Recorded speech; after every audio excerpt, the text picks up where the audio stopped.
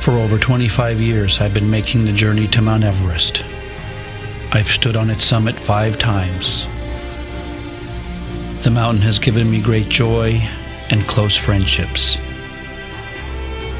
It's also been a place of hardship and tragedy.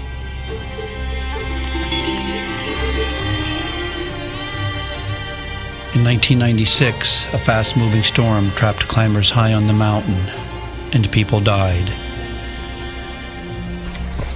Stories were told, forever changing the world's perception, and my own, about climbing Everest. Now, I've come back to base camp alone, to remember, and to reflect on what it was like to be here, on this mountain, 10 years ago.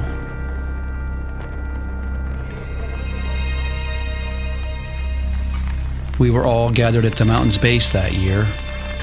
We'd come with a common goal. I shared their energy, optimism, and desire. All those hopes, all those dreams.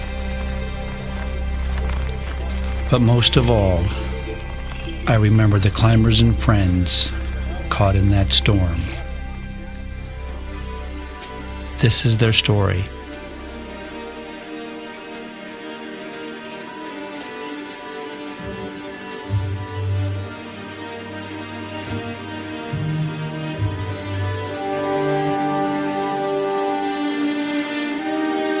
When we left base camp, we were all wary, of course, of mighty Everest in front of us, but this was it. This was our chance. So we took off, and it was a great feeling.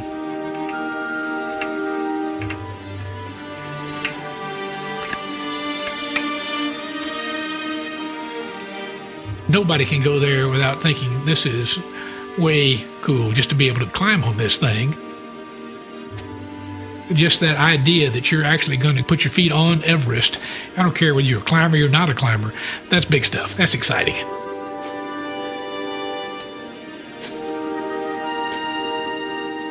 We went 2/3 of the way through the icefall and I was hooked. It was the most spectacular piece of real estate that I'd ever climbed on. It helps you to put yourself in perspective with what life's all about.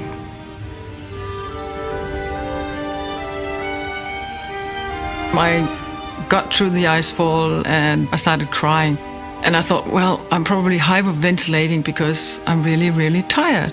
And then I realized that I was beginning to cry because it was so amazing. It's just so beautiful.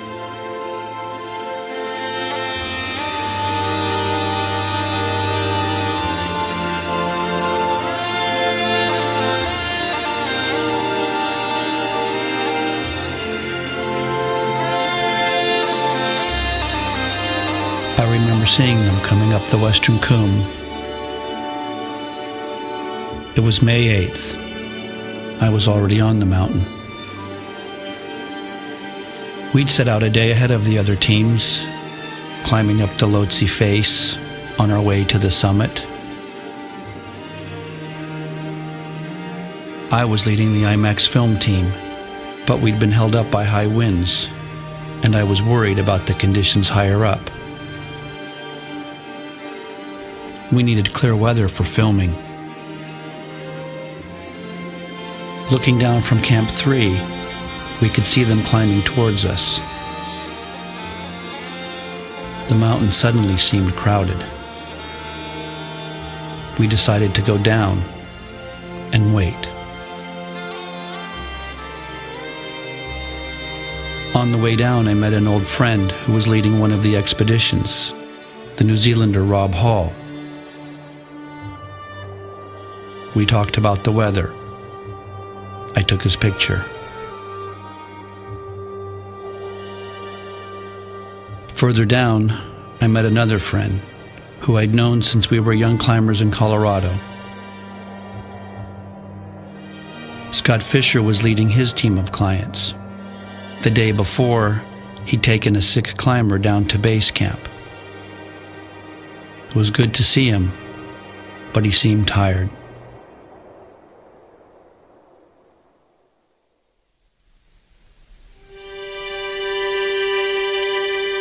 The next day, I watched from lower down as Scott and all the others began the steep ascent to Camp 4 on the South Col.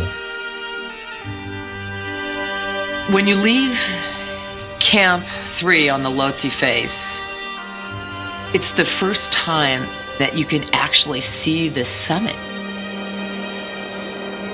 Your goal is visible, and that's very thrilling. What blind faith it's been this whole time, climbing this far without having your goal in front of you. My very first view of Everest, it was a long moment and a big hard swallow, and the thought was, I'm not so sure whether I can do this. Leaving Camp 3, we donned our down suits for the first time and definitely could feel the altitude and strenuousness of the climb. You know, climbing above 24 into 25,000 feet is really hard. It's I don't care who you are, it really is.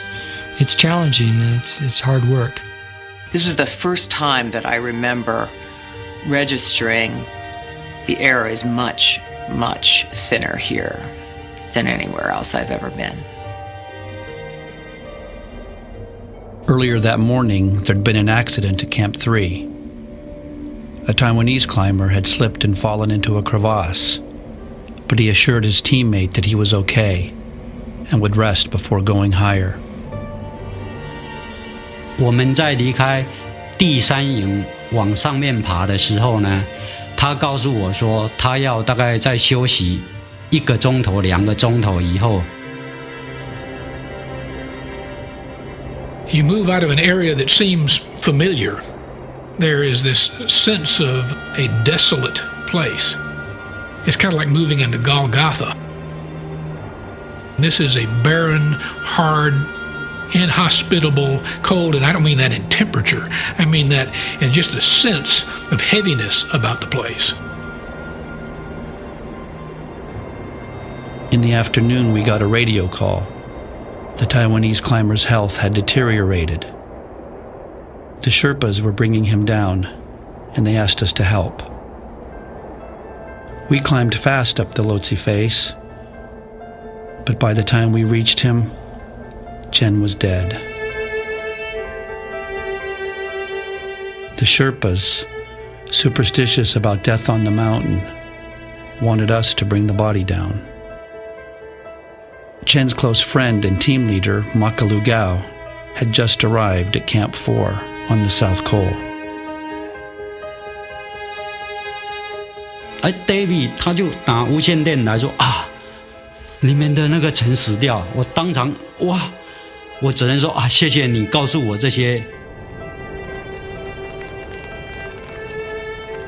Sitting at base camp all these years later, I can still remember my reaction. How upset I was by his response and his decision not to come down. 在第4营，陈是最被看好的一个人，他走掉了，我只好硬着头皮去试着完成这么一件事情。Only now, after hearing his story, do I know why he decided to go on, and how little I understood about what it was like to be high on this mountain over the next few days.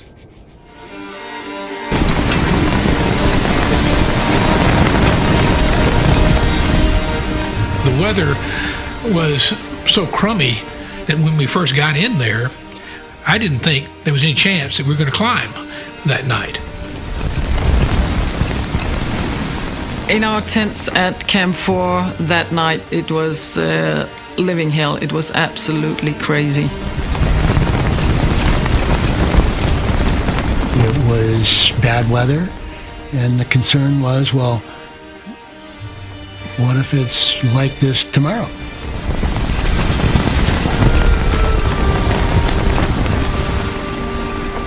We thought we may have struggled all the way up here, And if this keeps up at all, then the whole crowd is just going to get to head back down and party's over. About 8 o'clock, the wind died off, and so we were able to snatch a little sleep, as much as you can up there. You just are basically listening to your heartbeat and thinking, wow, the day has come, I can't believe it. Get ready, be ready, 11 o'clock, we're going. I still remember looking at the faces of the other people. Doug thought it was a bad idea. You could just tell it in his eyes that he didn't want to go. You had a little cover over your head, a little skull cap, and then you've got this massive thing like this, and you're trying to get your goggles adjusted just right, and meanwhile you can't see to put your gloves on, and you've got your straps. Oh gosh, I got the crampons on the wrong feet. I'll be there in a minute.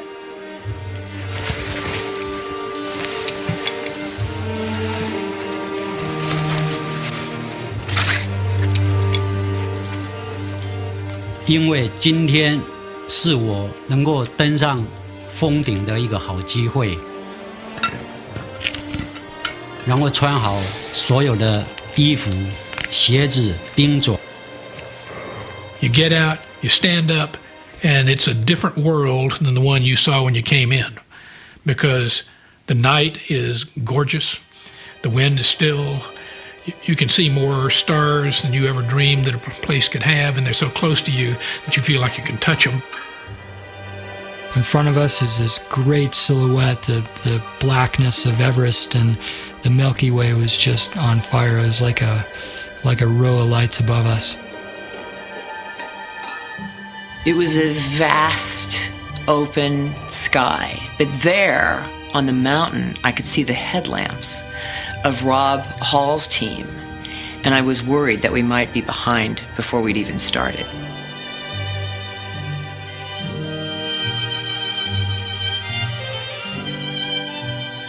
When you climb at night, much more so than the day, you feel like you're alone. And then as you look up and you look down, you don't see the vistas. You see these little cones scattered along in a line of the people that are all strung out as part of this silent progression of individuals, each one in their own world, separated from everyone else in their team, separated from everyone else on Earth.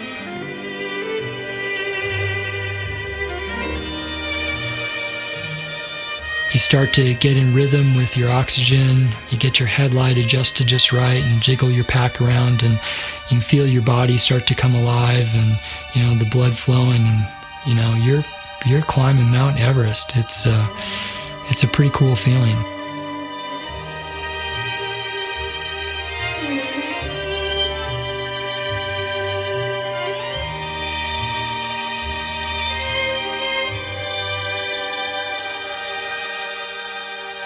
走出帐篷外面呢，有3个雪巴跟我在一起。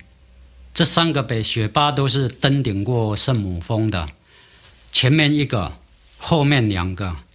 那时候我就感觉很安全，而且实力应该是不错。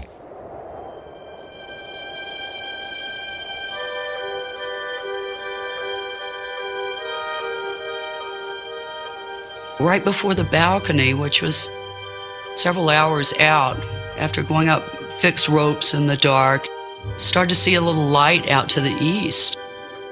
Within a few steps, you just walk right up into the sunlight and everything changes. You can see what appears to be 1,000 miles out across the Tibetan plains. The sun is now over the horizon and just glittering off of the glaciers thousands and thousands of feet below you.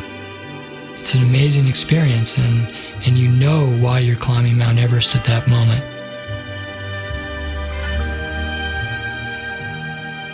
You look across at all these other peaks that were always way above you, and now they're tiny. They're like waves in the ocean.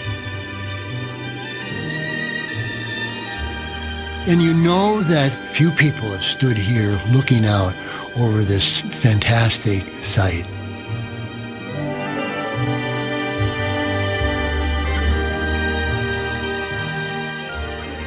By dawn, The teams were just below the southeast ridge at 27,600 feet. It had been 5 weeks since they first arrived at base camp. Each team was its own small world.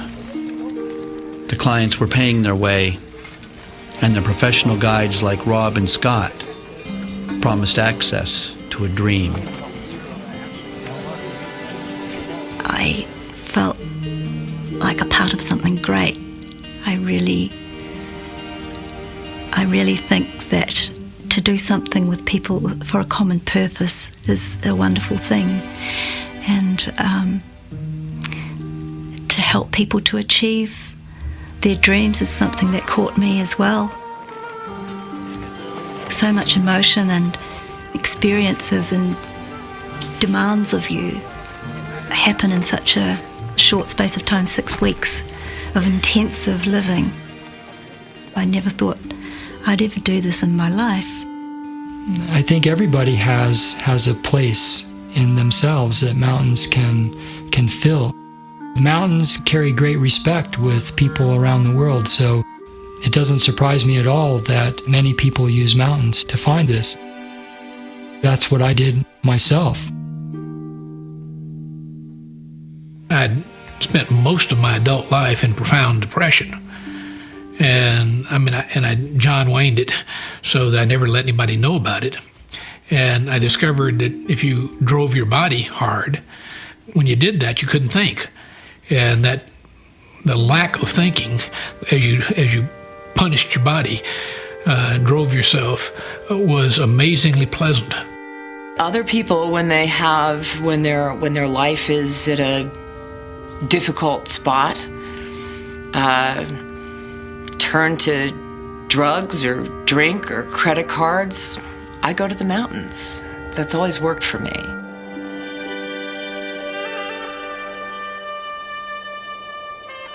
As long as I or human beings believe that by doing something, the world is going to change. By doing this, I'm going to be more happy. By doing that, I'm going to be more successful. By doing this, people are going to love me more. Then I think there'll be this fantastic drive behind it.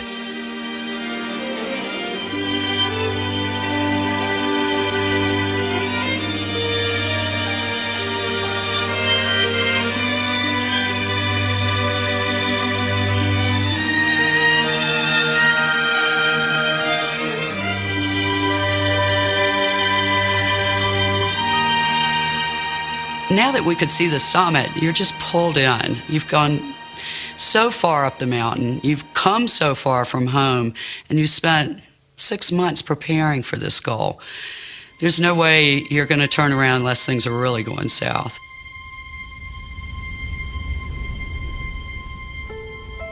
They'd been climbing hard since midnight. It's vital to get to the summit and back to Camp 4 before nightfall. I felt very comfortable with the situation. We were inside of our turnaround time, the weather's still good. There were certainly some delays that were unexpected, but that's how climbing is. And by the time that I get up to the balcony, I realized that I pretty much was out of the game. My right eye was not really usable because it was blurred over, and my left eye wasn't good enough yet that I felt comfortable going forward. And so when I told Rob this, he volunteered to send me down with a couple of Sherpa. And I just climbed all night to get to this place. I didn't want to go. He said, "Beck, I want you to promise me that you're going to stay here till I come back." And I said, "Rob, cross my heart, hope to die. I'm sticking." And it never, ever crossed my mind that he'd never come back.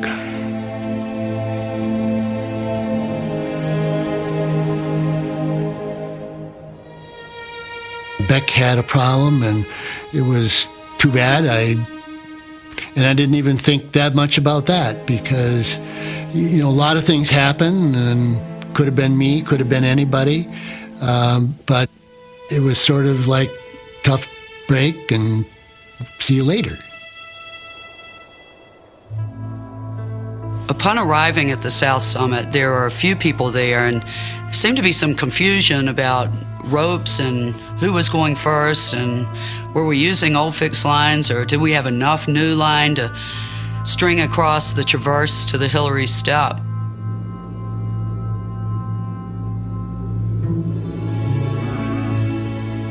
Anatole and I tied into the rope together and trekked off towards the Hillary Step over this very beautiful, very delicate knife-edge ridge. And there was a steady enough wind that it would take the rope between us and hold it out in this big arc. It would hold itself out for maybe 10 or even 15 seconds at a time and then drop down, and like a sail it would bulge out again.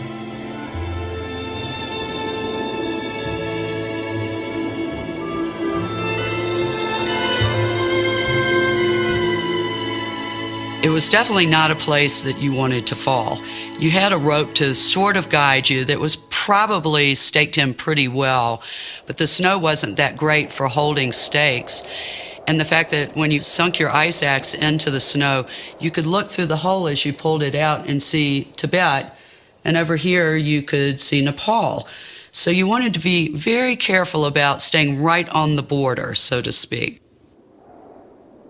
People were stacking up behind us like crazy, and I was feeling lucky to be one of the first people across.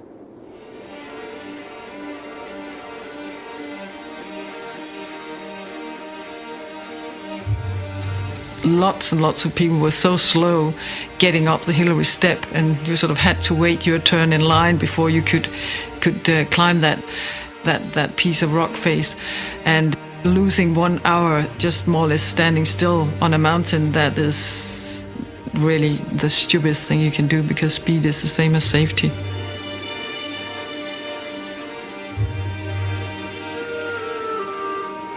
I looked at my watch and I had a sick feeling inside of myself. This is the way I was feeling. I was feeling sick at that point because I knew it was impossible to get there by the 1 p.m. turnaround time. And I thought, if I keep going now, I'll be out of oxygen, get to the summit, but I'll be coming back down to the South Col in the dark and without oxygen and more tired than I am now. The risks were escalating. My heart was beating so hard, I felt like it was going to jump right out of my chest. I was almost shaking as I was struggling inside of myself with, what am I going to do? Am I going to keep going because I'm so close, or am I going to turn around? At that stage, Rob came up past me, and I said to him, Rob, I'm going down. And I could even see behind his oxygen mask, he was visibly disappointed, probably for me, because he loved to get people to achieve their goal of getting to the top. But he said, it's your call, pal. Didn't say mate like an Australian. It's your call, pal. I'll see you back at the South Col. And that was the last time I saw Rob alive.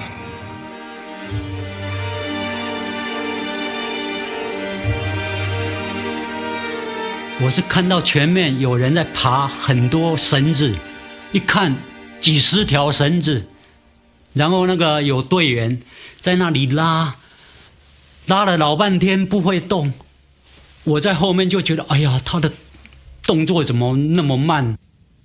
And it's not difficult climbing by rock climbing standards, but you have to imagine you've got these massive boots with little rock holds for your feet, and massive mitten hands with little rock holds for your hands, and you're all puffy like the Michelin person, and you're trying to execute these moves at 29,000 feet.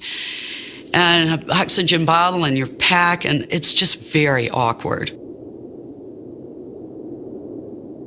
轮到我要去拉绳子的时候，才一用力，全身没有力量。我要爬，绳子好像又会转，那全身没力量。当时才想到，哇，很困难。而且刚刚还想说，哎呀，那些人爬那一段绳子好像很慢。सबैहरू सँगसँगै जाँदाखेरि धेरै मान्छे भयो अनि बाटोमा पनि अलिकति ढिलो पनि भयो तर वेदर पनि एकदम नराम्रो भयो अनि हामी चाहिँ त्यहाँबाट गएर माथि हिलरी स्टिपमा चाहिँ हामी धेरै पर्खिनु परेको थियो हामी त्यहाँ 2 घण्टा जति पर्खेको थियो 看到前面有那个旗子，还有人停在那边，又好像有人坐在那边在拍照片。第一个感觉说，哦，峰顶就在前面，看一看好像没多远。这个时候我告诉自己，哦，今天确定可以登顶，而且告诉自己说，就算用爬的，慢慢爬，我都有把握。 I arrived at the summit at 1:25, and for about 5 minutes I really enjoyed the summit of Mount Everest for myself. Then I started watching this stream of people come over the rise above the Hillary Step. Finally, we came to one rise, and I looked to the next, and there were a group of people on top. And I knew that was it. In any other circumstance, you would think that somebody could cover that distance in 10 or 15 minutes, but it took some of these people much, much longer than that. It's not very far, but it's just so hard. And even though there are not that many paces, it just takes very, very long time from there to actually get to the summit. But soon enough, we were joining the celebration up there and looking down the north side and looking down the west and the east and the south, and we could see it all. We were on the roof of the world. You can almost see the curvature of the earth. I know you can't, but you can feel that you're up high enough that you're looking down on the sphere. All the hardships that you've gone through and all the discomfort you've been through is completely worth it at that moment. What I really felt was a massive, massive contentment and sort of a feeling of everything falling into place. 然后慢慢的脑筋就不再在想什么，就一片空白。然后慢慢说啊，要拍照片，所以就拿照相机请雪巴帮我拍照片。It was just this cluster of people. I couldn't believe how many were there, but everybody is perched onto this little ridge, so it just looked like the sea of colors. It was hard to even recognize who was who out of all these colors. It was my feeling that we celebrated a little too long. We were waiting for Scott to come up so we could descend as a team, but he was taking the longest time, and people are enjoying the day. The day was beautiful. There wasn't a cloud out there. Finally, I was just like, we gotta go. It's getting late now. This is no more. We gotta go. So I remember walking back up to where everybody was and, getting up close into everybody's face, each person's face that was there, and telling them, look, get yourself ready. We gotta go down now.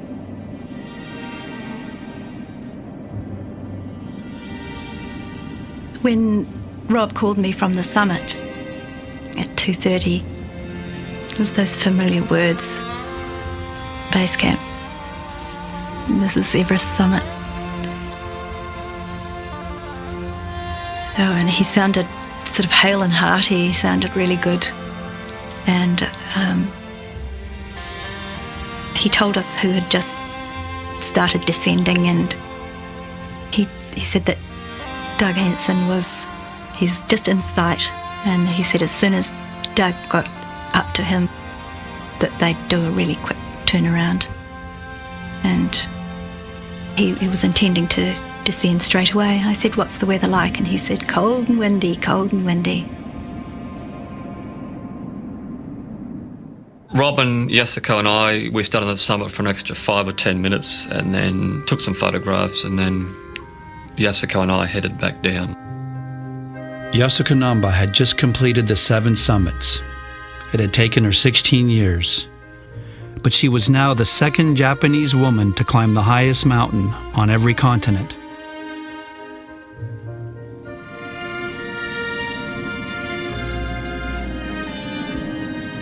And then finally we started descending and then getting down over the Hillary step, I meet Scott, who's on the way up, and I sort of really hug him.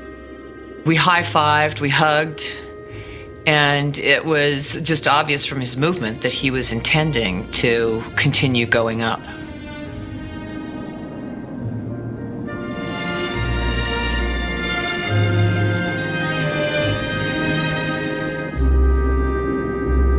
The first thing that I noticed about Scott Fisher was just how badly he was travelling. Of all the people I saw that day moving up and down the mountain, he was the most unlikely person to be in that situation, still going up the mountain.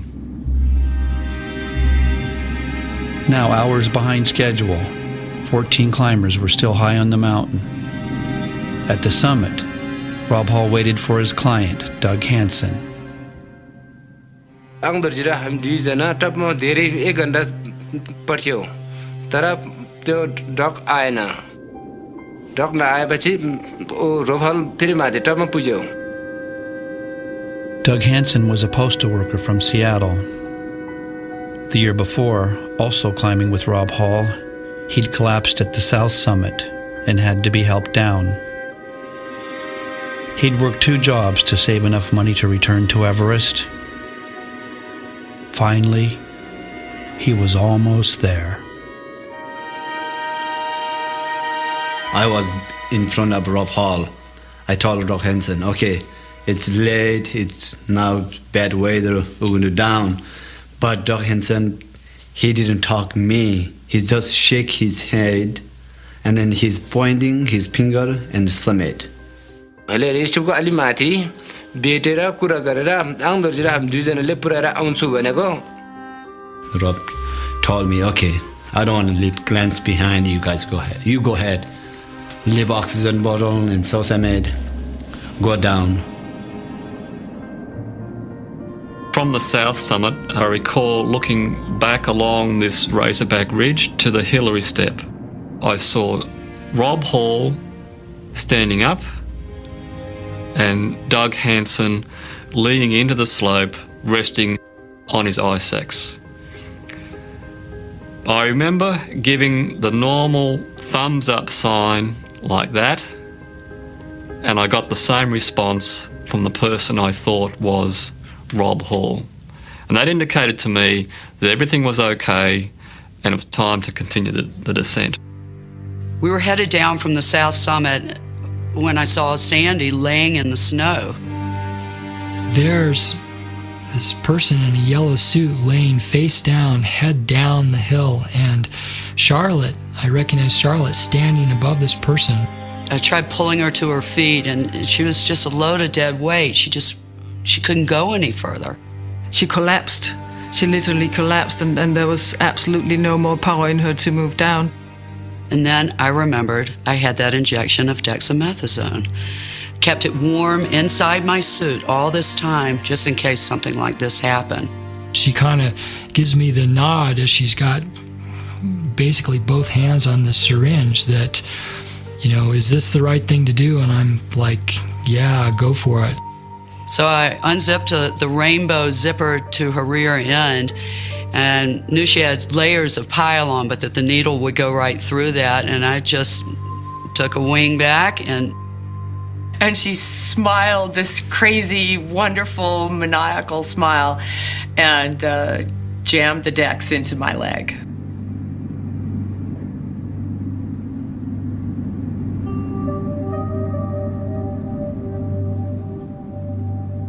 There we also realized that Sandy was running out of oxygen.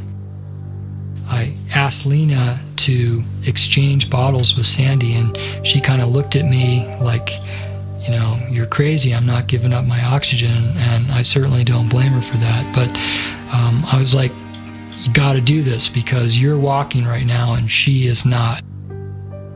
From then, I believe Tim and I moved together and left Sandy with Neil, and we were just a little in front of the rest of the gang on our way down to the last fixed ropes.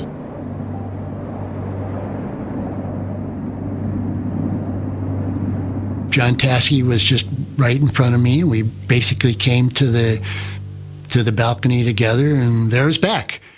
So we said, Beck, come on down with us. And Beck said, no, I've basically given my word, I'll wait for Rob, I'll stay here and wait for him. They clearly wanted me to come down, but they didn't have the conversation with Rob. They did not promise Rob that you'd stay there. In good weather, that would have been obviously the right decision to make, because Rob was more experienced. Rob had a rope, so he could have short roped Beck down. We'd have had all sorts of trouble. Beck said he felt more comfortable if we had a rope, and we didn't have a rope, and he said he thought he needed to be short roped, and that was the end of it. I could have gone down with them, and obviously I should have, but I really didn't want the day to end even then. There wasn't any sense of being left behind or abandoned or almost dying or anything happening at that point.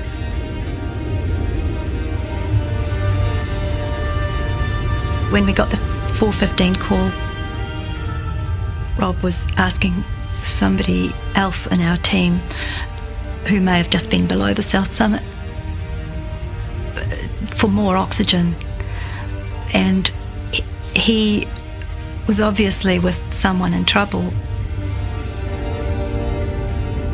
Rob was on the radio to one of his guides, Andy Harris, who was waiting for him at the South Summit.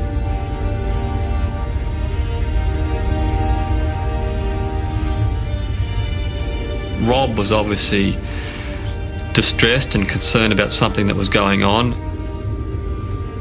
There was something wrong.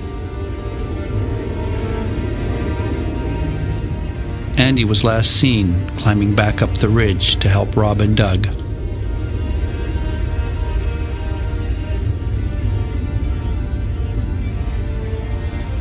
What really started to concern me at this point was that I started to see some bad weather coming in from down the valley.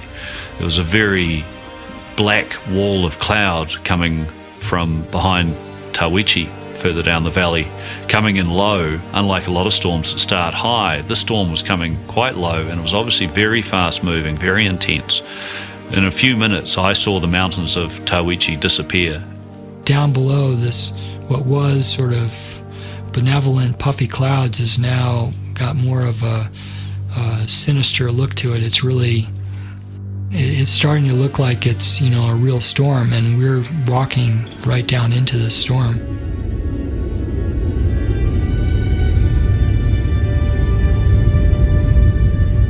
The climbers nearing Camp 4 on the South Col were the first to run into trouble. A rock came hurtling down the face and knocked Lou's glove from underneath the piece of rope, and it went cartwheeling away with the wind. Following the rock, we didn't know who it was, but it was obviously Anatoly Bukreev racing down, who went straight past us without talking, heading off towards the tents on the South Col. At that moment, as I looked up and saw the tents, I could see the storm coming behind it. 1 minute we could look down and we could see the camp below, and the next minute you couldn't see it. Within the space of 5 minutes, it changed from really a good day with a little bit of wind to desperate conditions. Something I'd never experienced the ferocity of before.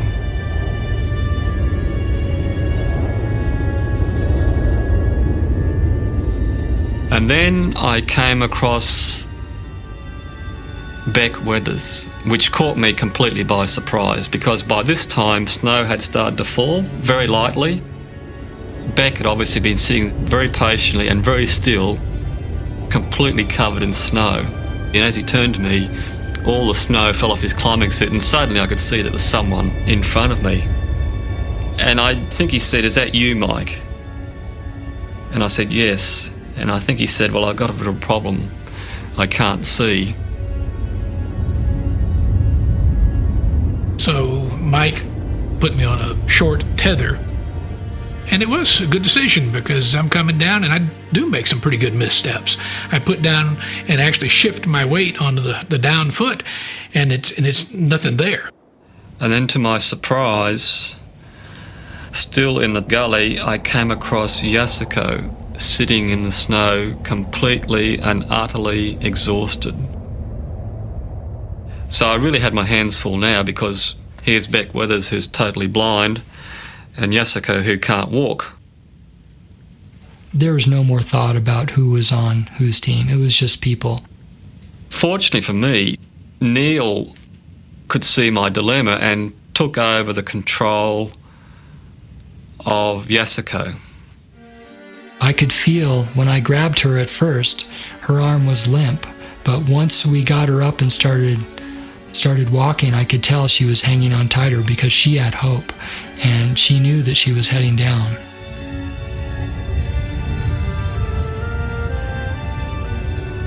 可是走没多久，离开 South Summit 没多久，风我觉得越来越大，然后雪越下越厚，慢慢的我发现我踩的脚印是雪巴人下山的脚印，而不是我们爬上来踩的脚印。这个时候雪巴也开始在找路了，然后也在用那个冰斧。अलि मुनि चाहिँ डोरी थियो त्यो डोरी पायो भने हामी फर्केर आउँछौँ भन्यो तर हामीले पनि डोरी पाएन नभएपछि हामी चाहिँ उन्दो जाँदाखेरि अब फेरि उता फर्केर जानु सकेन अनि हामी तलै पालमा गयौँ. The Sherpas never came back. They left Makalugao more than 1,000 feet above Camp 4, alone. 可是想怎么办，一直在那边想。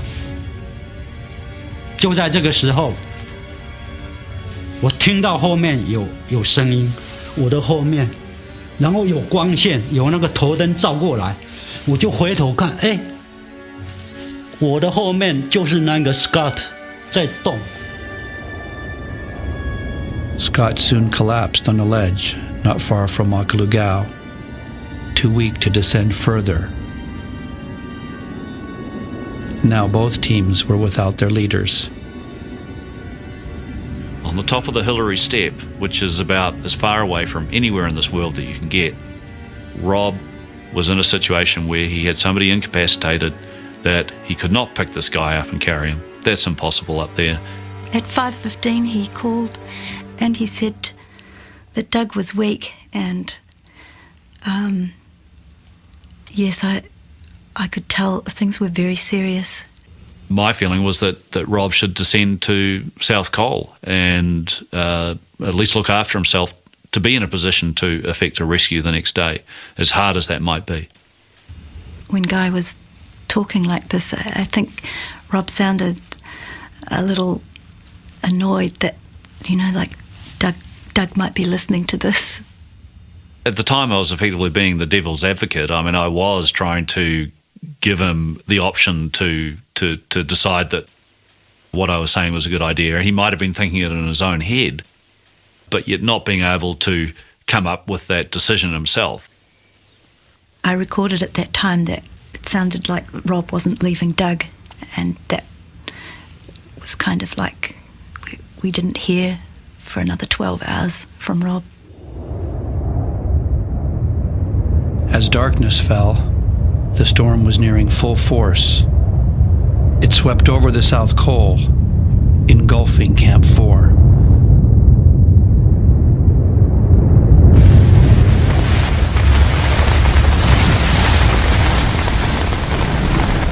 When I got back to camp, I crawled inside the tent, and the next thing I remember was the feeling like somebody was shoving me.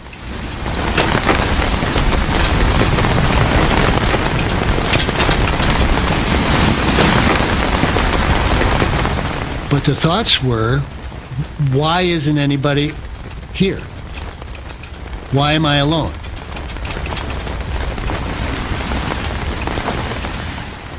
And I could hear nothing. I could hear nothing but the wind.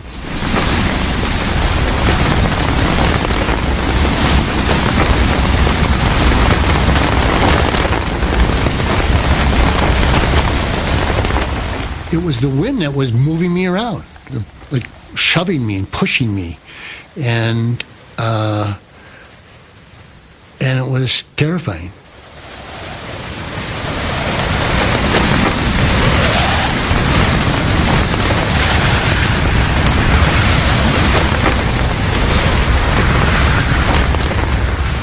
felt lonely. I wanted to say goodbye. I wanted to say, I love you one more time. I didn't want to die alone. It was something that I never knew about myself would be important to me, to be dying, separated from the people I love and who love me.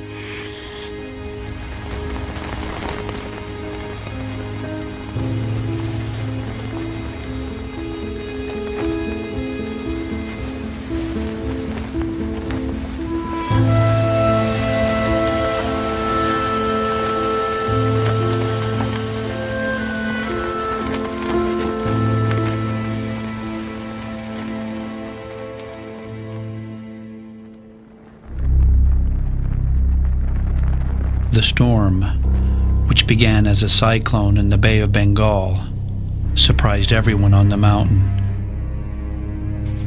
As it surged higher, gaining in energy, power, and ferocity,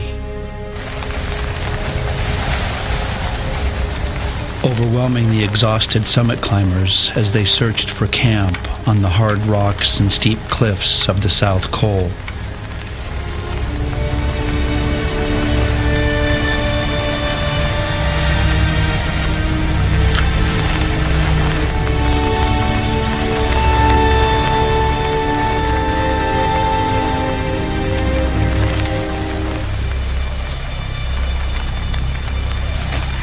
We would walk thinking, wow, the wind's going to want to blow us towards the Kangshung face, so let's overcompensate by going the other direction, and we'll probably hit base camp. And as you move further and you become more disoriented, and the entire time that you're doing this, the storm, the wind, the snow, the cold, everything is moving, is crescendoing, and now it's the noise level is starting to overwhelm you, and you got to yell at each other to be heard at all. And I don't know whether we're getting a sense of just being led like sheep.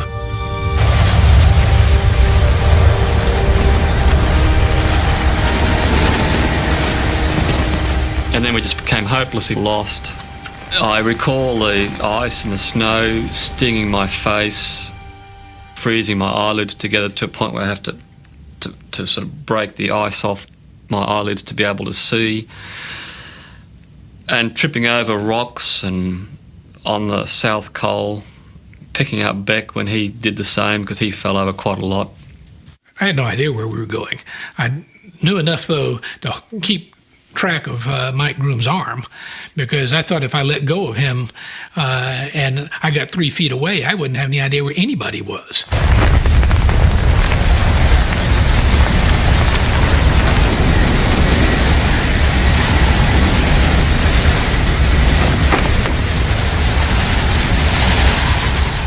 People who have all run out of oxygen, some of them really starts collapsing, and those of us who are still able to walk try to sort of, pick them up, make them keep walking.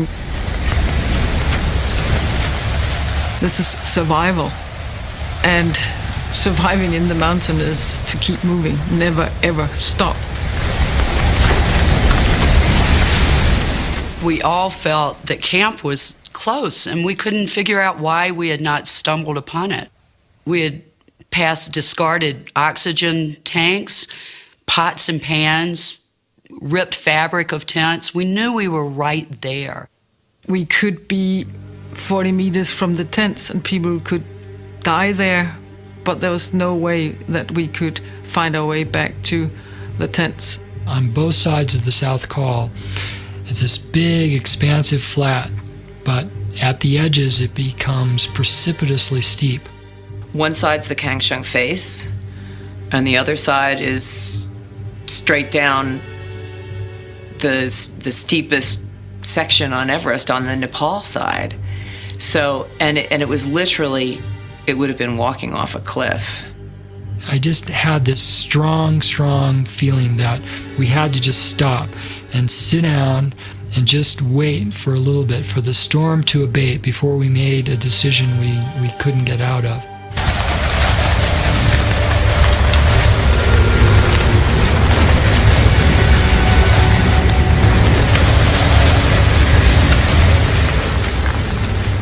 that were beginning on a downward slope off the Kanchung face.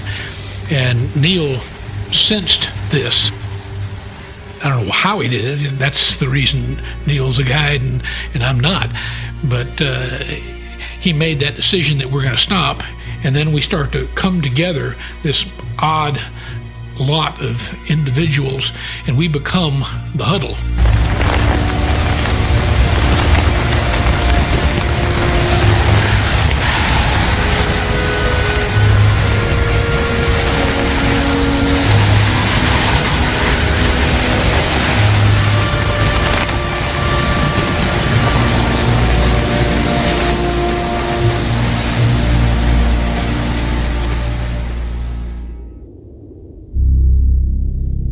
Most of us knew nothing of what was happening that night. We knew only that many climbers were missing, and that Rob and Doug were still high on the mountain, unable to get down.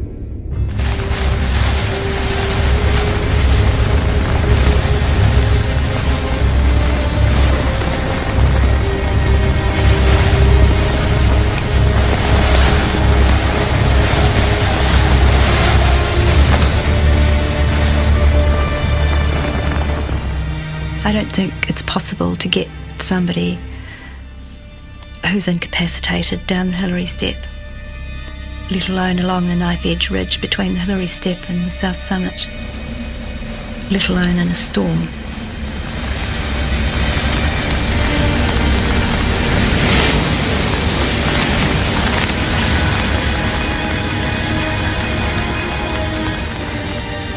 Unless some sort of amazing thing happened and somebody came charging up with a pile of oxygen bottles, that Rob was in really deep trouble with Doug.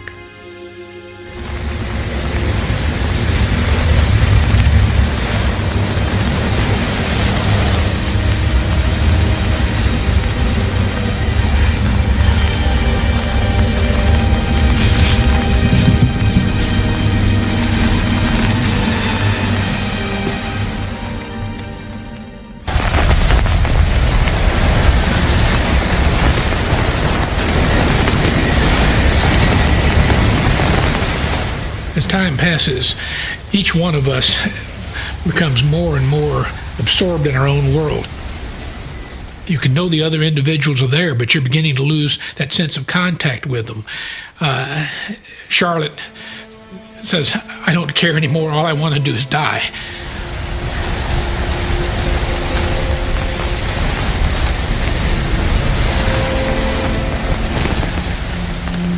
And Sandy is about to come unglued. I don't want to die. I don't want to die. My face is freezing. My hands are freezing. I remember thinking, I don't want to die. I don't want to die here.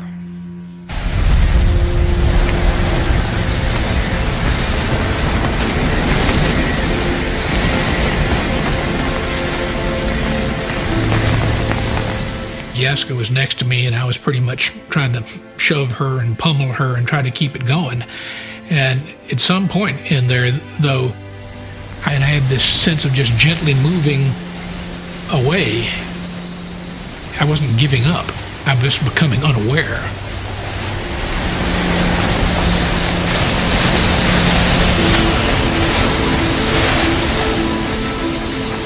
We knew that going to sleep was the wrong thing to do, and it was too easy to do. You just suck yourself back, you draw yourself back as far as you could into your down suit hood and just close your eyes and take a few breaths, and it was too easy to want to let go. And that was the point where I just said, you know what, I don't know if I'm going to make it through the night. Maybe it's just easier to just go into that sleep before hypothermia takes you and just go on and get it over with, because this is too much. Certainly these were real feelings that people were having, but it was like, well, you know, we just can't go there. It's you know, we're going to be okay. We just got to figure out how to get through the night. It's just about living hour by hour, minute by minute.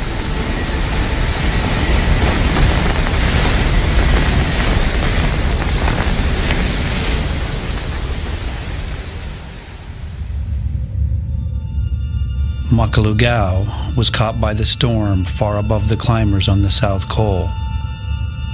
He was alone with Scott Fisher, who lay helpless only a few feet away.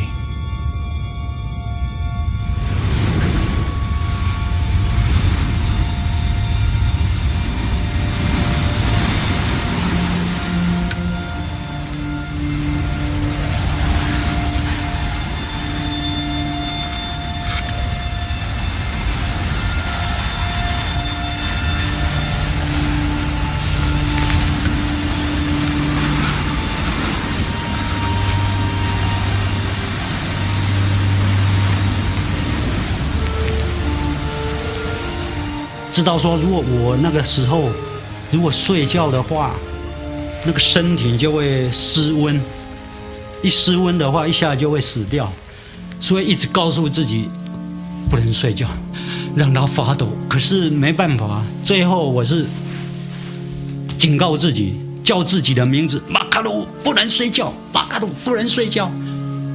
我这样叫的时候呢，因为很用力。很用力的时候，那个身体会震动起来。马卡杜，不要睡觉。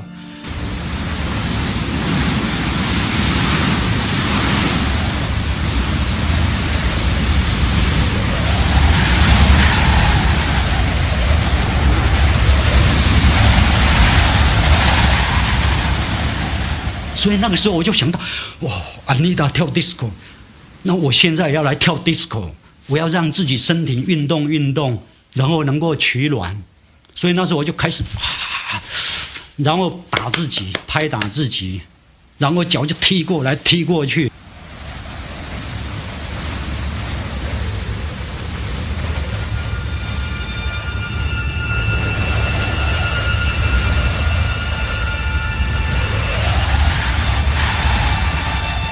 这个时候呢，我就慢慢移动移动，哎，我发现。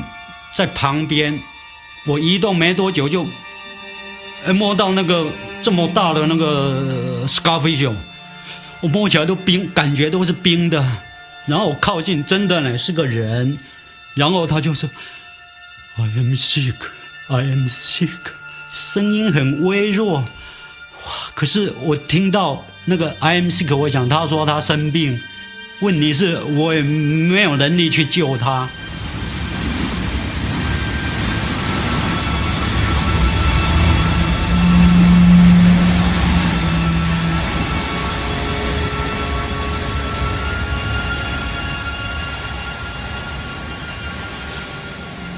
This is a situation where people die. This was the real deal, and there was no mistaking the danger of the situation that we were in. We were on knife's edge.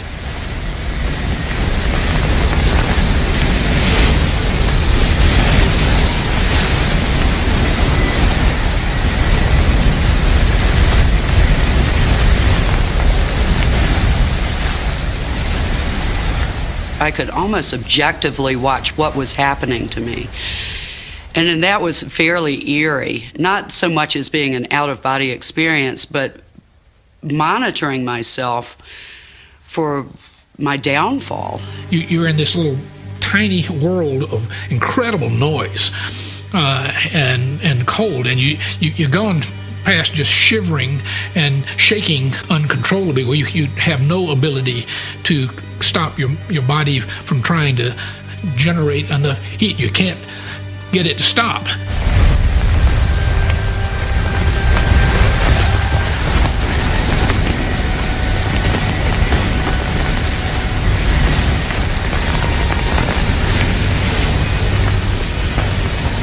I think it was Neil who spotted the upper slopes of Mount Everest. And once he spotted them, he yelled out something, and I saw the same sight, and quickly, like Neil, were able to figure out where we were in relation to Camp 4. I associated Camp 4, the tents, as our salvation. If somehow we could just get there and alert people to our position, that to me was how this situation was going to go from extremely bad to better. there was hope again to get up and to walk back to camp. But I had already let myself get so cold and mentally so detached that every time I stood up, I just fell down. Finally, people had to keep moving and go save themselves.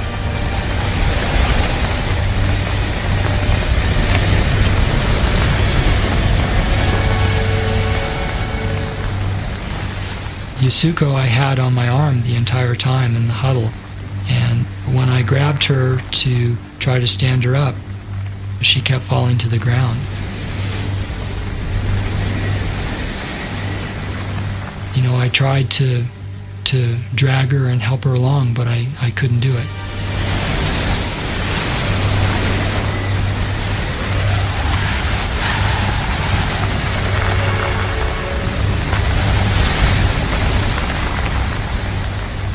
Trying to get up, trying to get on your feet with a pack on your back on unstable ground and in the condition that I was in was not possible in the amount of time that I needed to stay with Neil.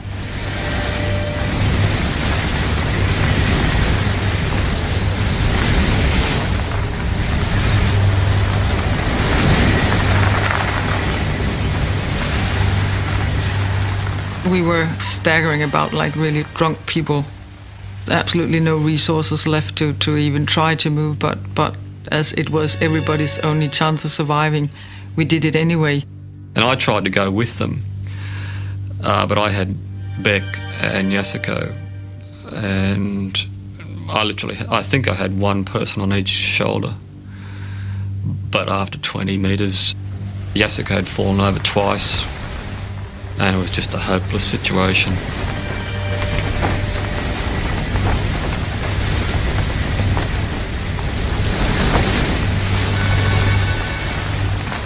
So everyone moved off, and then we tried a few times to get going, and we could see people getting further and further away from us.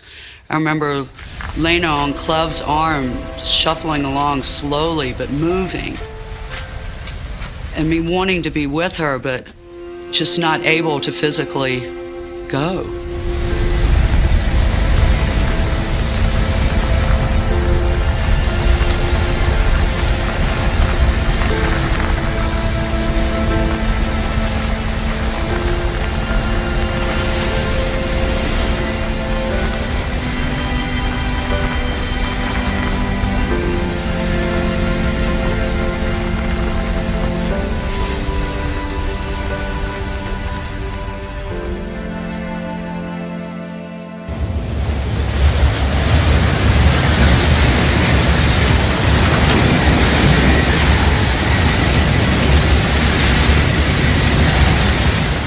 We'll never know what happened to Rob that night.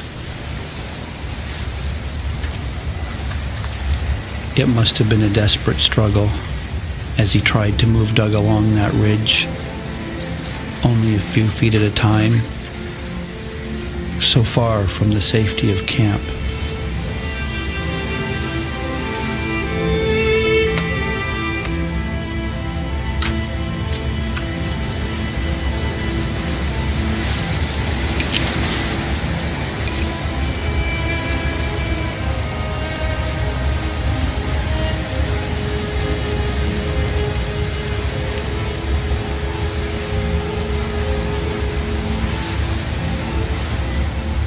And what happened to Doug? Did he still have enough life in him to reach out to Rob and say, "Don't leave me"? Or did Doug ever look at Rob and say, "Rob, just go. Save yourself"?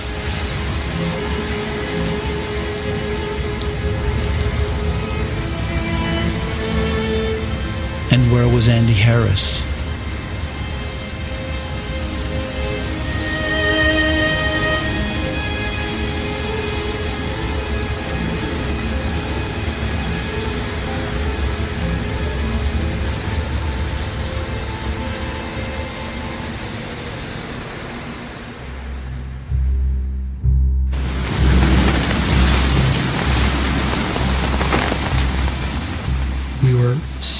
lucky that the direction that we went in led us to Camp 4, because we could have missed the tents by, just a few degrees and kept walking past. We could have been wandering on the South Col forever. Eventually, we sort of just staggered into the tents and more or less collapsed. Anatoly was like, "Where's Scott?" He kept asking, "Where's Scott?" And I remember telling Anatoly he wasn't with us. "No, Scott, not here, not here." But people, and I remember turning around and pointing. Anatoly Bukriev, a strong Russian climber, was one of Scott Fischer's guides. He'd climbed to the summit without bottled oxygen and had descended to Camp 4 on the South Col, hours ahead of his teammates. Anatoly gathered some thermos with hot tea, whatever could be utilized to really revive people for at least for a little while. And then he set out into the snowstorm. And at that point, I really felt like I had passed this baton to Anatoly. And I just assumed that this same set of actions was happening for Rob's team, and that Yasuko and Beck would make it back as well. There was certainly a great deal of hope when I saw the group move off towards the tents. That meant that somebody would know where the rest of us were. Surely someone would come out and find us.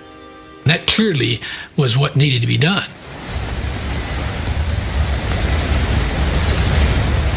I thought, it's not going to be very long. We'll have help to come back out here, and we'll be back in the tents. It couldn't be more than half an hour, and folks will be back.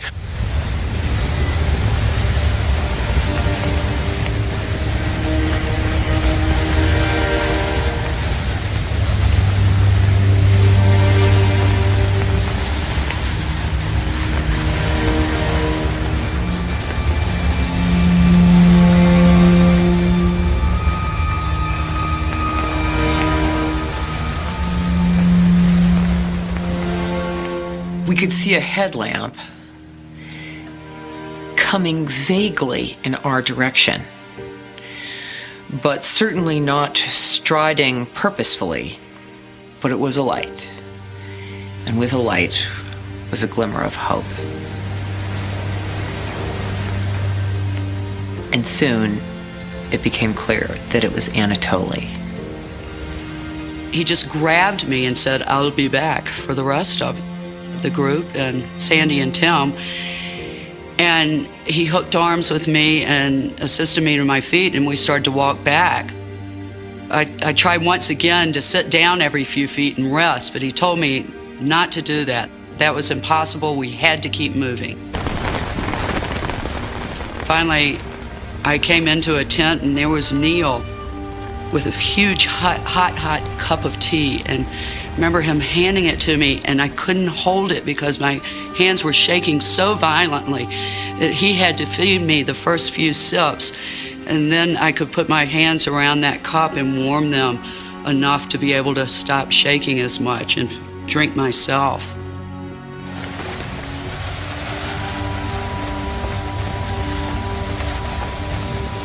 Anatoly had promised me that he would be right back.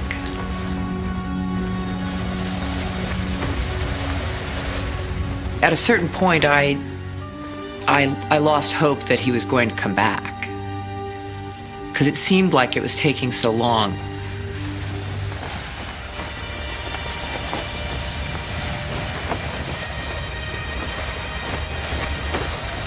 It was a glorious sight, seeing that little tiny headlamp in the distance growing larger and coming closer to us. He came back. Anatoly spent the whole night trying to rescue those people. He would have wanted to bring back both Beck and Yasuko at that point, but if he had done that, he probably would have died himself.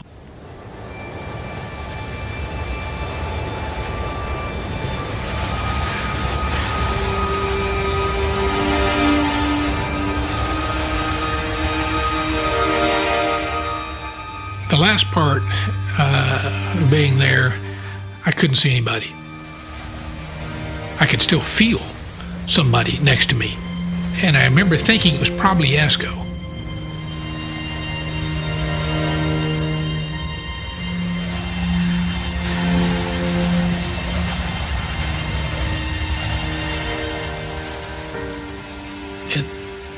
At that point, there was no pain left. There was just a sense of just detachment and calm. And I didn't feel uncomfortable. Nothing hurt. It just was sliding away. Gradually faded into black.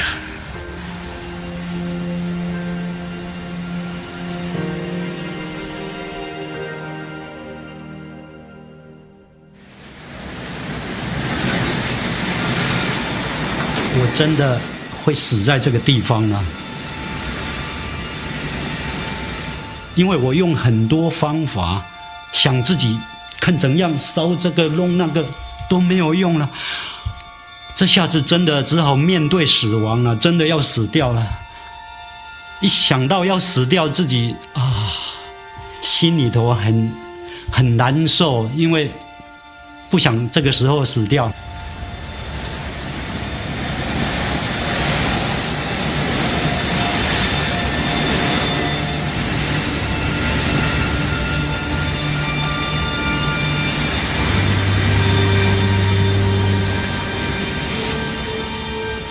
可是那时候滚到左边的时候，突然好像看到一点点那个比较淡的光线，不是全部黑的，而且那个光线很奇怪，又像蓝色，又像白色，又像那个红色的，一点点。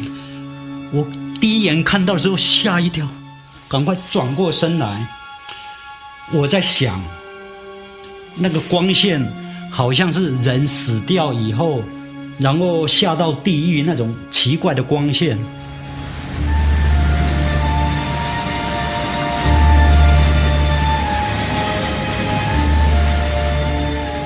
然后才给他看一下，好像是那个太阳要出来那么一点点亮亮的，但是不是很亮。你一定要撑到那个真的有太阳出来，有阳光的话，你大概就不会死掉。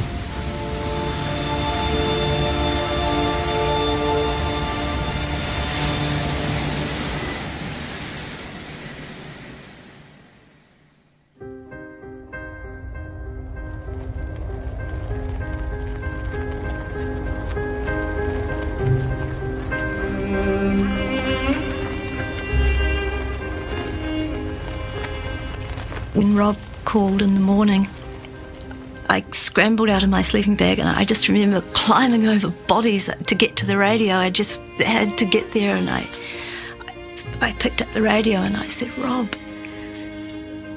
where are you?" And I was really hoping he was going to say South Col. And he said, "I'm at the South Summit." And my heart just hit the floor.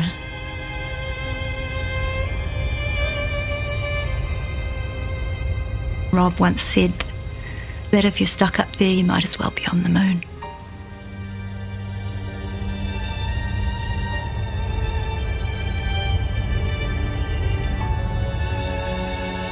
Rob called saying he couldn't move and come and get me.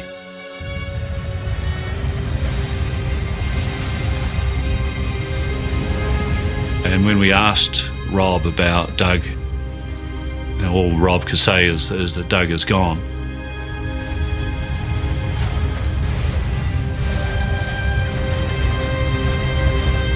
At that stage, he asked about Andy Harris. He said, "Andy was with me last night. Does anybody know where he is?"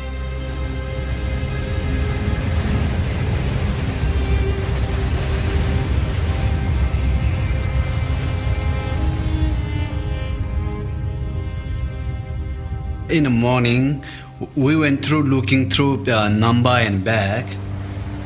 350 or 400 meters from South Col. Beck was lying down.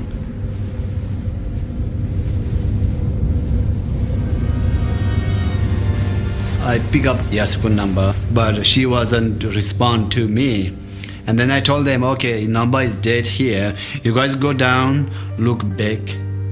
Gala पनि आइसमा transfer गएछ तर म फेर्नु गएको हैन उनीहरु दुईजना गएको अनि दुईजना गएपछि गाला पनि त्यो भ्यूमा ट्रान्सफर पुरा मरेको जस्तो रहेछ रे They went down, they look, it was totally not moving.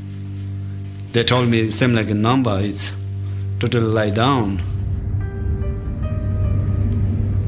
At base camp, they called the United States and told Beck's wife that her husband was dead.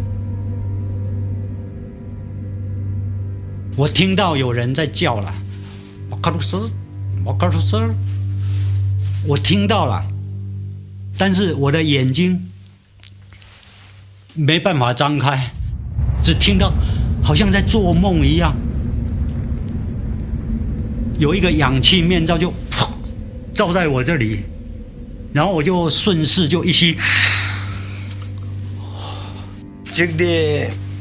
Patati makalu dia yang kang nongong ya bede ko macak be nong de rang bi nong me se iskar ya ma shuke shak se dang me de shuke thakale Lukasuka sapai phukalera ye rio down sutra phukalera ye te chai u nanga barara bashe cha ani amile chai ya da यसरी के हातहरु यसरी मारेर उ गरेर केही पनि उन्ने थिएन अनि आँखाहरु सबै खोलेर हेर उही थिएन ए गाँसो माकलु दिला लन्दे अजुजु पटे जे शटवा ngaमे amcho sen yoje dabe timje mila galoje ana de chadi 那时候也没什么感觉。我的手呢硬邦邦的，坐在帐篷里面这样碰到的话，好像那个冷冻猪肉啊，放到那个冰箱里面冷冻库拿出来碰在一起，就咔咔，咔咔，两只手有那种感觉。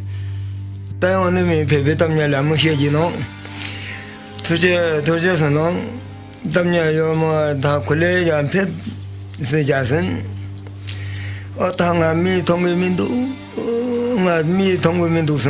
我要走的时候就看一下，两个雪巴，一个就蹲在那个 Scarfish 的身上，给他做那个人工呼吸，救那个 Scarfish。但是救的怎样，我那时候脑筋也已经模模糊糊了。我们雪巴就带我慢慢一步一步的，我跟丹真就慢慢的。 回去 South Cole 了。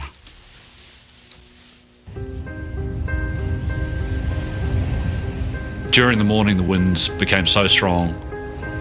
The Sherpas tried their hardest to get to Rob. They had to turn around somewhere up on the southeast ridge. There came a point that they realised it was too dangerous for them to continue. It was still blowing and hard to see, hard to find the path.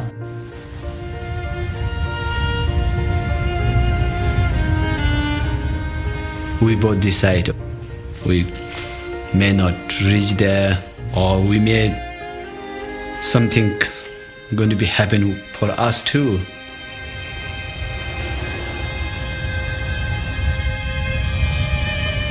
They were very upset that they had not been able to get up to Rob. They tried their hardest, but these guys were very exhausted. I was so sad. I came all the way up there to help Rob, but I didn't meet him. I had to return close to by him. They were about 100 vertical metres below him and they had to turn around and they left some tea in the hope that Rob might possibly get to it, but when I heard that news, I was in tears and Guy had to speak. Tell Rob. That was a very hard call to make, to have to tell your friend and long-time climbing partner that the rescue that would save his life was no longer coming. Nobody can come. That day, it's already late. He has been already one night spent outside there. And then, I already thought when we left, he's going to die.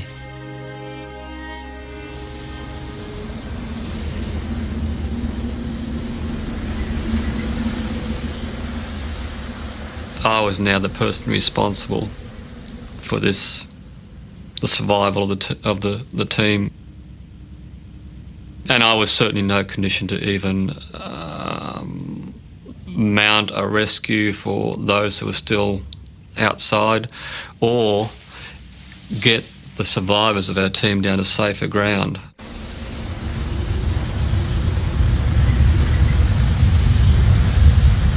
The decision to leave Beck and Yasuko where they were was not really a difficult decision, with probably partly my medical background, but also what we'd been through the night before was, this was horrific. To see Mike come in very close to death, my estimate would have been at half an hour and Mike would not have been able to move.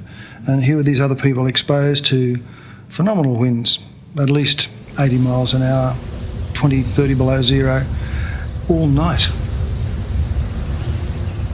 We thought it was kinder to leave them rather than cause them pain even in a semi-conscious state by dragging them over to where we were. They were basically dead.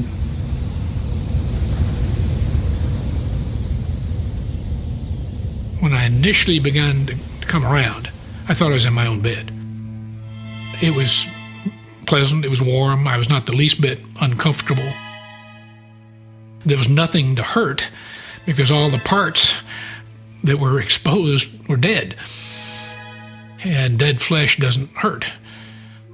And it wasn't until I got far enough along that I opened my eyes and could see the ice in front of my face.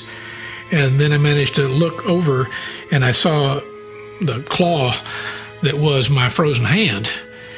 That I really, at that point, I knew exactly that I was somewhere on that col, somewhere on that mountain.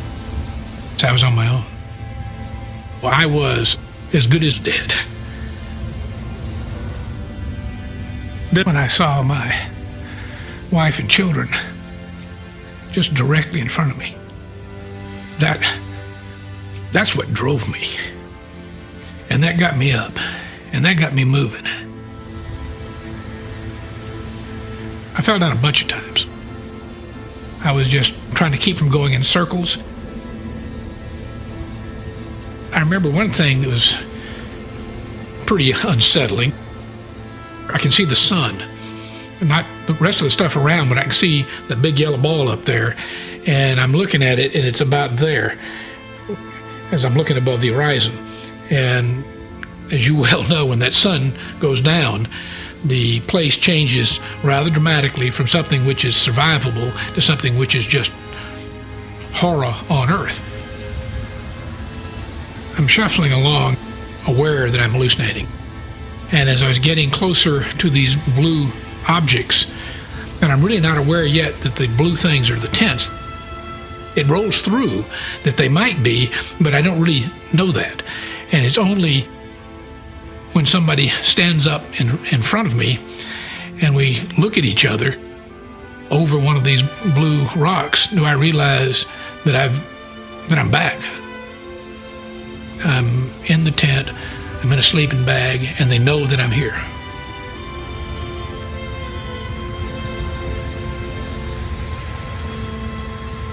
An hour before dark, I radioed Rob to tell him that his wife, Jan, was calling from New Zealand on the satellite telephone at base camp, and that I was going to patch him through to her.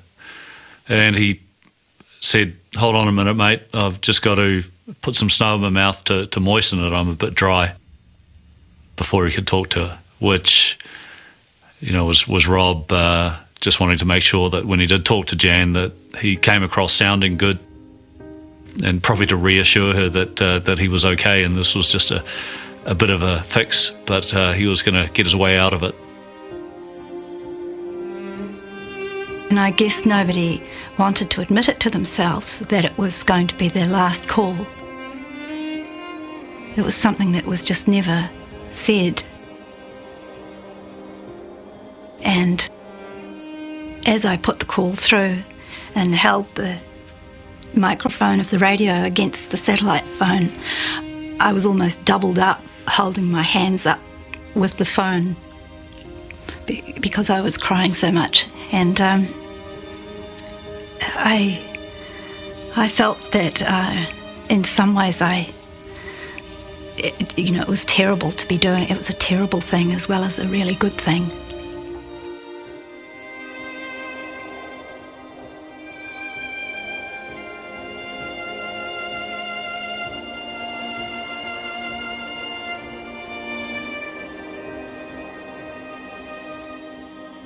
It nearly broke my heart, but I was glad that I could do that for them. And every time he spoke to Jan, he lifted. And so that's the most important thing I think I've ever done.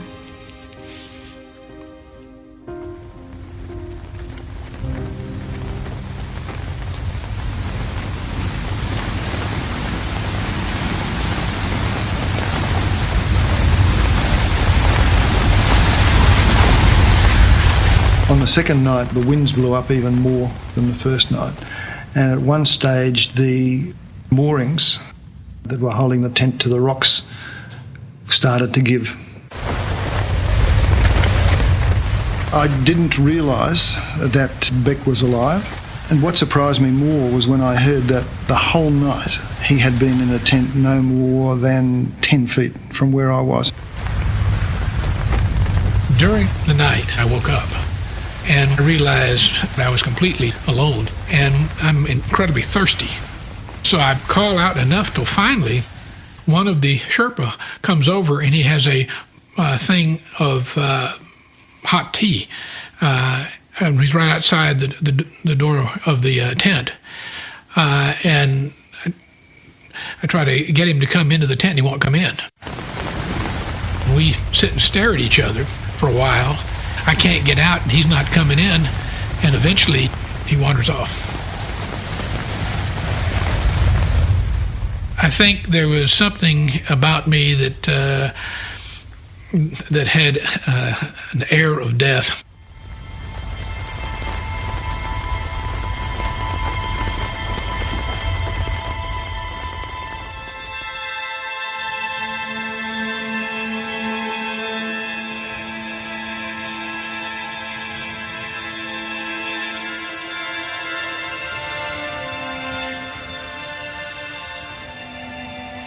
On the morning of the 12th, I tried to raise Rob on the radio from base camp, but there was no response.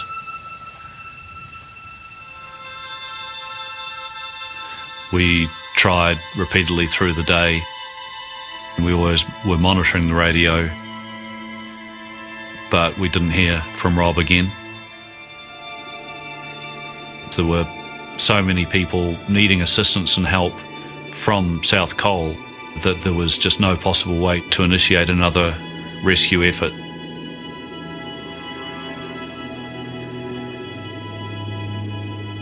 In the morning of the 12th, still laying there, thinking about what we're going to do, Mike Groom unzipped the door of the tent and said, "Got to get out of here? Hey, Mike, how you doing? Boy, good to see you." I thought Mike was gone. But all of a sudden, Mike made a miraculous survival, and he's back, and he said, 20 minutes, we're going. I did the rounds of the tent and said, we're going to leave in half an hour, make sure you've got your oxygen and whatever personal belongings you want to take back to base camp, and be ready to leave in half an hour time. And I passed one tent, and what caught my eye was the fact the front door was open and the back door was open, and a pair of climbing boots sticking out the end of the tent. And I really didn't think much of it, except to think, well, that's one unfortunate person that didn't survive last night. And because I didn't recognise the person, because on the upper part of their body there was a sleeping bag draped loosely over the upper part of their body and their head, which, you know, you sometimes do with a dead body. And people have asked me, well, why didn't I look to see who was underneath it? But I've seen enough dead bodies in my life to not to want to have to do that. So I just dismissed it as someone who didn't survive the night. But I didn't know it at the time, but that was actually Beck Weathers.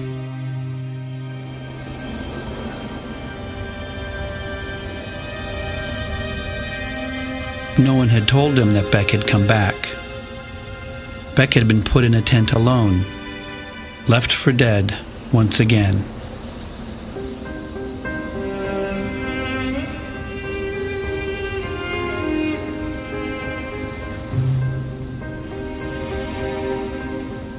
I really don't know what the time is. I've lost sense of how much time has passed. It's daylight.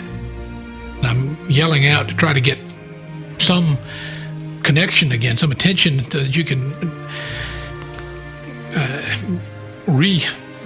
see another person. That's what I really wanted. Incredibly, one of the last people leaving camp heard Beck calling out. The news traveled down the mountain. The man everyone thought was dead was coming down.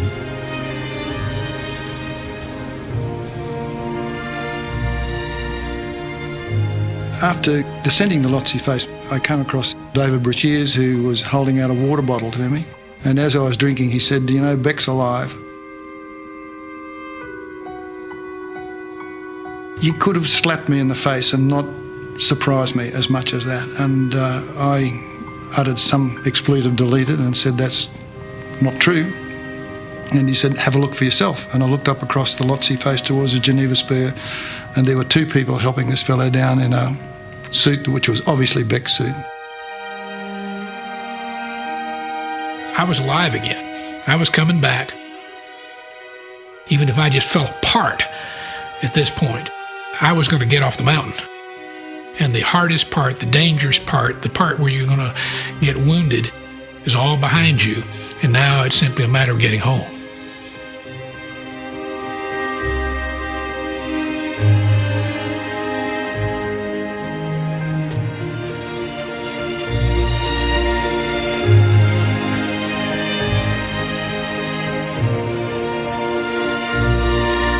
For days, people have been dying all around me, and I'm having no emotion. My emotions were frozen as my body almost. But what's in fact happening is they're all storing up inside of me for this moment.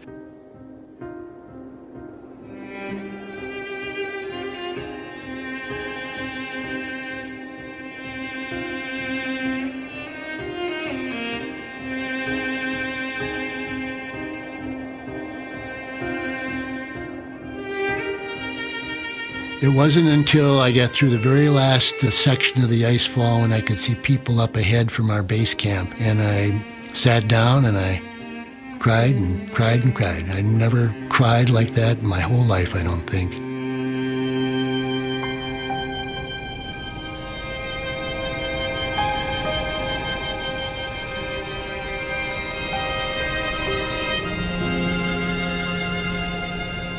When we got down to the base camp and I walked in for the first meal into the mess tent, that was probably the second biggest shock. The enormity of it all hit me in one fell swoop. Looking around and seeing all these faces, half of the people that I knew weren't there anymore.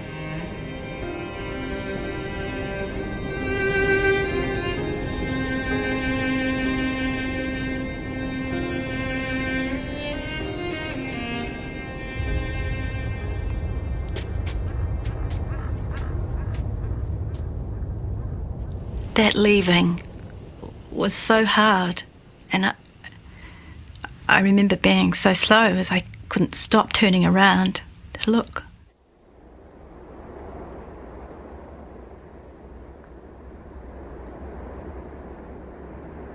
It was so hard to turn your back on the mountain with with Rob and Andy and Doug and Yasko and Scott Fisher, all lying up there.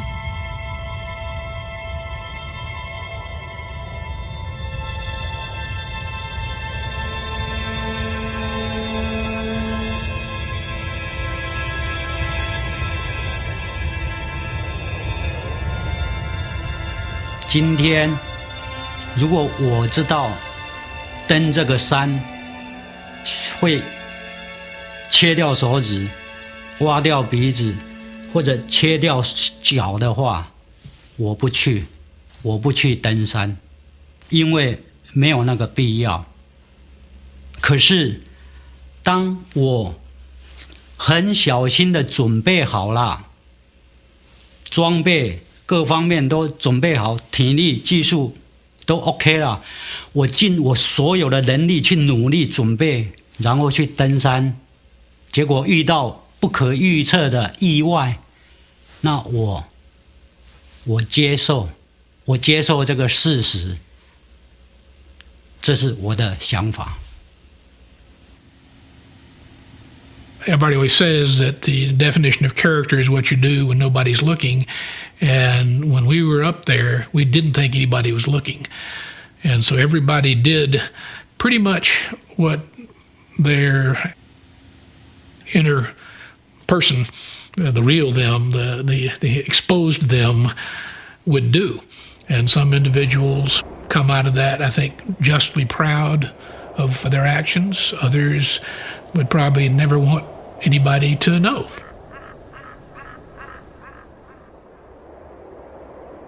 I was fortunate. I got to be witness to those acts, the good ones, the bad ones. And the individuals that came through that did well, that were selfless, I mean, every one of those people, every one of them is, to me, a hero. Even if nobody knows that.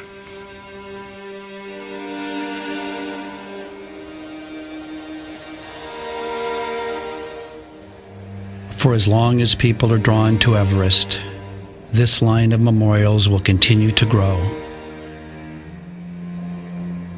The mountain doesn't care whether we're here or not. It doesn't compete with us. It isn't burdened by our hopes and dreams. Everything it means to us is only what we bring to it. It's what the mountain reveals about us that has any lasting value.